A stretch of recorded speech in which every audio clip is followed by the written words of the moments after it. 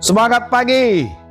Halo profesional muda dimanapun Anda berada, bertemu lagi dengan saya Herdianto Purba.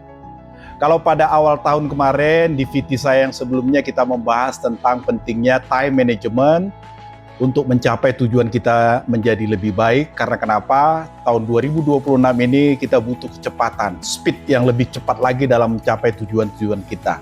Nah, pada kesempatan kali ini kita bicara tentang bagaimana kalau kita ingin mencapai tujuan tersebut, kita tidak bisa sendirian. Maka dibutuhkan yang namanya tim, yaitu kerjasama tim yang baik. Kenapa kita penting kerjasama tim? Yang pertama untuk memudahkan kita mencapai tujuan dibanding kalau kita mengerjakannya sendirian. Ya, tentu akan lebih efektif kalau kita mengerjakannya secara tim. Yang kedua, yang namanya tim pastilah ya, beban kerja kita itu menjadi lebih ringan dibanding kalau kita mengerjakannya sendiri. Ibarat kalau beban kerja kita 100, kalau kita punya tim 5 orang, kita akan bagi menjadi bebannya 20, 20, 20, 20. Jadi tentu pasti lebih ringan. Ketiga adalah untuk mengurangi yang namanya permasalahan-permasalahan yang kita hadapi menjadi lebih cepat terselesaikan daripada kita hanya memikirkan sendiri. Beda halnya dengan kalau kita memikirkan bersama-sama. Itu 3 hal yang penting kenapa kita memerlukan kerjasama tim untuk memudahkan kita mencapai tujuan kita tadi.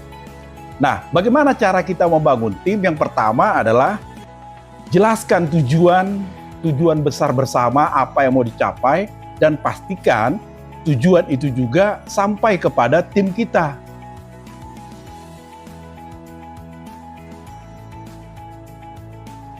Sehingga mereka mengerjakannya itu tidak hanya sekedar rutinitas kerja biasa, tapi tahu apa yang menjadi target-target pencapaiannya. Yang kedua, lakukan yang namanya koordinasi, komunikasi ya, dan evaluasi secara rutin. Supaya apa? Kita tahu perkembangan tim itu sudah sampai sejauh mana, sehingga kita tahu juga nanti memperbaikinya supaya tetap on the track kepada tujuan kita yang utama itu. Yang ketiga, bagaimana kita membangun tim adalah pencapaian-pencapaian kecil, apapun itu kita harus berikan reward, apresiasi supaya apa?